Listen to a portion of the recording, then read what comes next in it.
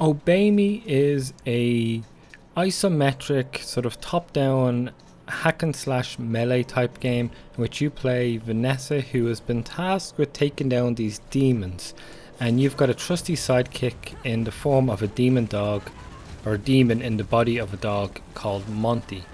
And what you will do is you will go through a few varied locations, taking down multiple bosses and monstrosities along the way.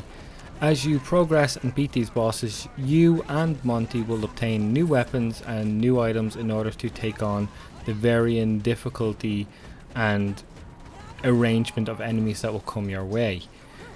It is an interesting game, to say the least, for many reasons. One of them being the humor involved. The humor is okay. The writing can be decent at times, but at times it can sort of verge on cliche in a demon and angel style approach. The back and forth between Monty and Vanessa doesn't always hit, and partially due to the writing, partially to sometimes due to the delivery. But overall, it never got to a point where I didn't like it or I hated it actively. It just got to a point where I didn't mind feeling like I wanted to skip them.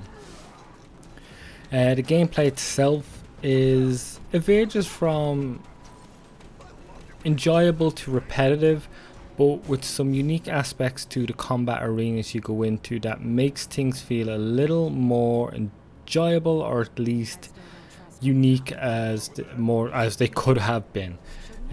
You only have a handful of weapons throughout the game, from a huge hammer to a sword and shield to these gauntlets, and each have a ranged attack as well as a decent enough skill tree in terms of learning new moves and changing stats. So every enemy has 2 bars, a health bar and a blue overcharge bar, and should you reach the enemy with the overcharge bar, you can then launch your right trigger attack, where Monty will attack them, and it will give them a status effect for a varied amount of time, and they will take increased damage. You can obtain upgrades to allow this blue meter to fill up a lot quicker, and it quickly becomes though a game of rinse and repeat, which is a bit unfortunate. Some weapons in some scenarios don't feel as responsive as they should be. Like I played this at 144 Hz, so it's not about the frame rate. It just felt like some weapons were a little more laggy than they could have been or needed to be. And in a scenario where you can get surrounded pretty easily, there are times when you're in arenas with 8, 10, 12 enemies.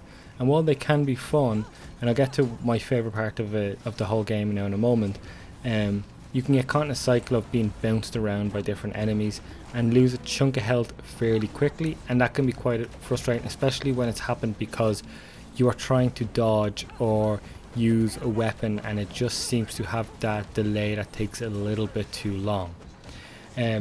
Easily though, my favourite part of the game is the arenas themselves. They are not just, it's done in the style of like if you've played a game like Devil May Cry, where these walls will come up and you're confined to a smaller area in order to take out these waves of enemies, and that can be enjoyable given that the different enemies that may drop at any one time, you can use them off against each other or sort of think of the approach you can take to it. So there is a little bit of strategy. I wouldn't say there's too much, but there's a little bit. But my favourite part is the hazards or the environmental aspects being added to it. So it's not just bare minimum arenas. There are bounce pads, there are flames, there are mines, there are these like demon flower things that grab you and pull you in. There are enemies that throw fire at you, which you can use to your advantage. There's a lot of different elements that actually mix things up in a way that makes it enjoyable. However, it did still get tedious at times. The bosses themselves, none of them are quite memorable. The enemies themselves do get quite repetitive. They're quite limited in their I guess their traits or their pathing or even just what they do in any given scenario. Things don't get mixed up or varied enough, in my opinion. It's a game that only lasts maybe about 6 hours, and to be honest with you, it could have been shorter, but I kind of wish there was that creativity in how the combat rooms are made. I wish there was more to that. I wish they could expand on that a bit more, because the weapons are fine and each weapon has like different like elemental things. There could be fire, there could be like a poison, there can be ice. There's a few different things that you can use to your advantage, and both you and Monty can have those different types of added status effects. So I kept Monty with the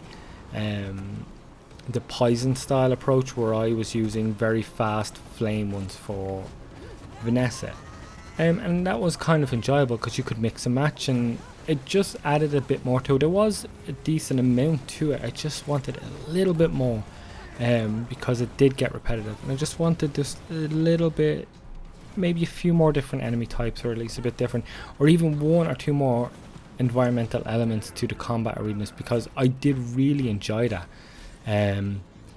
It's a fun game, it's enjoyable enough, but it does fall short in most places. It looks okay, the art design is fine, but nothing again is memorable, and the story keeps you interested for the most part. I wouldn't say it's gripping in any way. Everything is serviceable. Nothing is extraordinary and nothing is broken.